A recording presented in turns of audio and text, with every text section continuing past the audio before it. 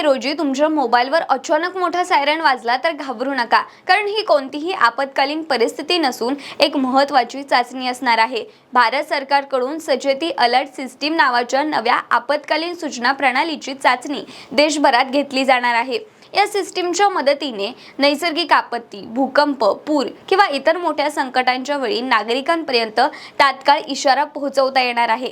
ही प्रणाली राष्ट्रीय आपत्ती व्यवस्थापन प्राधिकरण NDMA आणि दूरसंचार विभाग यांच्या सहकार्याने विकसित करण्यात आली आहे।